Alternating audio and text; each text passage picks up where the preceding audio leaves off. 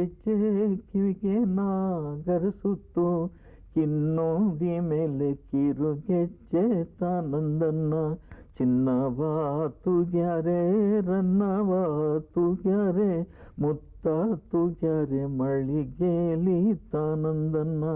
ಮುತ್ತ ತುಗ್ಯಾರೆ ಮಳಿಗೇಲಿ ಅಳುವ, ಕಂದನ್ ತುಗ್ಯಾರೆ ತೊಟ್ಟಿಲಲ್ಲಿ ತಾನಂದನ್ನ. ಕಿನ್ನುಡಿ ಕಿರುಗೆಜ್ಜೆ ಕಿವಿಗೆ ನಾಗರಿಸುತ್ತು, ಕಿನ್ನೋಡಿ ಮೇಲೆ ಕಿರುಗೆಜ್ಜೆ ತಾನಂದನ್ನ. ಕೊಂತಿ ಕೊಟ್ನ ಕುಟ್ಟಿ ಭೀಮ ಭಿಕ್ಷ ಬೇಡಿ, ಎಂಥೋರಿಗೆಂಥ ಗತಿ ಬಂತೋ ತಾನಂದನ್ನ. ಎಂಥೋರಿಗೆಂಥ ಗತಿ ಬಂತು ಪಾಂಡವರ, ಕಂದಾರು ಕಾದು ದನಗಳ ತಾನಂದನ್ನ. ಕಿನ್ನುಡಿ ಕಿರುಗೆಜ್ಜೆ ಕಿವಿಗೆ ನಾಗರಿಸುತ್ತು, ಕಿನ್ನೋಡಿ ಮೇಲೆ ಕಿರುಗೆಜ್ಜೆ ತಾನಂದನ್ನ. ಸತ್ಯವುಳ್ಳ ಪಾಂಡವರು ಸತ್ತಾರೆಂದು ತಿಳಿಯದಿರಿ, ಸತ್ತಾರೆ ಲೋಕ ಯಾದೋ ತಾನಂದನ್ನ. ಸತ್ತಾರೆ ಲೋಕ ಉಳಿಯಾದ ಪಾಂಡವರು, ಬಿತ್ತಿ ಹೋಗ್ಯವ್ರೆ ಅವರೇ ಯಾ ತಾನಂದನ್ನ. ಕಿನ್ನೋಡಿ ಕಿರುಗೆಜ್ಜೆ ಕಿವಿಗೆ ನಾಗರಿಸುತ್ತು, ಕಿನ್ನೋಡಿ ಮೇಲೆ ಕಿರುಗೆಜ್ಜೆ ತಾನಂದನ್ನ. ಸತ್ಯವಂತರಾದವರು ಅವರೆಂದಿಗೂ ಈ ಭೂಲೋಕದಲ್ಲಿ ಸಾಯೋದಿಲ್ಲ.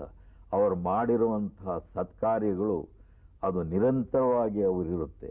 ಪಾಂಡವರು ನಮ್ಮ ಮಧ್ಯದಲ್ಲಿ ಇದ್ದಾರೆ ಅನ್ನೋದಕ್ಕೆ ಬಿತ್ತಿ ಹೋಗ್ಯವರೇ ಅವರೇಯ. ಅವರೇ ಅನ್ನೋದಕ್ಕೆ ಪಾಂಡವರು ಅವರೇ ನಮ್ಮ ಮಧ್ಯದಲ್ಲಿ ಅನ್ನೋದಕ್ಕೆ ಅವರೇ ಬಿತ್ತಿದ್ದಾರೆ. ಅವರೇ ಕಾಳಿರುವವರೆಗೂ ಪಾಂಡವರ ಹೆಸರು ಉಳಿದಿರುತ್ತೆ. ಹೀಗೆ ಪರೋಪಕಾರ ಮಾಡಿದವನು ಈ ಜಗತ್ತಿನಲ್ಲಿ ಅವನು ಸಾಯೋದಿಲ್ಲ. ಈಗಲೂ ನೀವು ಸೊಗಸಾಗಿ ಹಾಡಿದ್ರಿ ಸರ್. ಈ ವಯಸ್ಸಲ್ಲೂ ಕೂಡ ನೀವು ಚೆನ್ನಾಗಿ ಹಾಡಿದ್ರಿ. ಈ ಇಳಿ ವಯಸ್ಸಲ್ಲಿ ನಿಮಗೆ ನಿಜವಾಗಿಯೂ ಕೂಡ ಏನು ಬರೀಬೇಕು ಅಂತ ಅನಿಸುತ್ತೆ? ನಿಮ್ಮ ಮಹತ್ವಾಕಾಂಕ್ಷೆ ಏನು? ನೀವೇನು ಸಂದೇಶವನ್ನು ಕೊಡಬೇಕು ಅಂತಿದ್ದೀರಿ?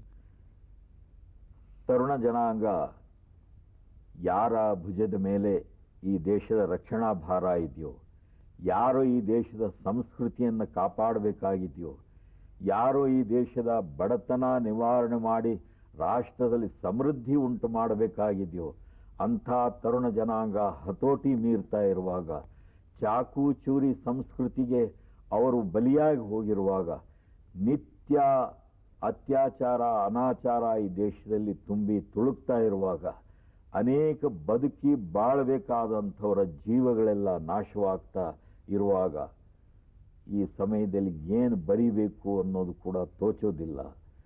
ಆದರೆ ಆಡಳಿತಗಾರರು ಭದ್ರತೆಯನ್ನು ಕಾಪಾಡಬೇಕು.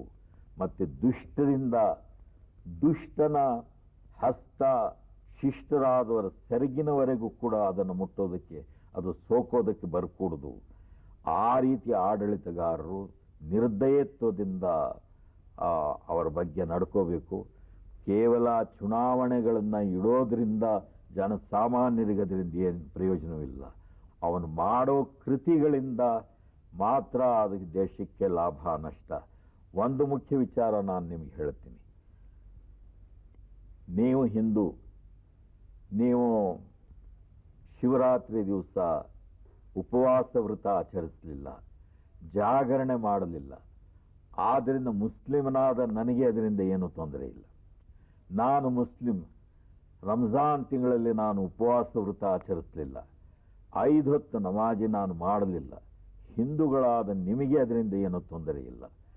ನೀವು ಜವಾಬ್ದಾರಿ ಸ್ಥಾನದಲ್ಲಿದ್ದು ಎಲ್ಲ ಜನಾಂಗದವರ ಭಾರ ನೀವು ಹೊತ್ತು ಅದನ್ನು ನಿರ್ವಹಣೆ ಮಾಡದೆ ಹೋದರೆ ನನಗೂ ತೊಂದರೆ ಆಗುತ್ತೆ.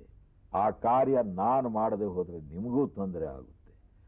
ಆದ್ದರಿಂದ ಸಾಮಾನ್ಯ ವಿಷಯಗಳು, ಧಾರ್ಮಿಕ ವಿಚಾರಗಳು ಅವರವರ ಪಾಲಿಗೆ ಅದನ್ನು ಬಿಟ್ಟು ನಾವು ನಿರ್ದಯತ್ವದಿಂದ ನಡಿಬೇಕಾಗುತ್ತೆ ಈ ದೇಶದ ಭವ್ಯತೆ ಕಾಪಾಡೋದಕ್ಕೋಸ್ಕರ.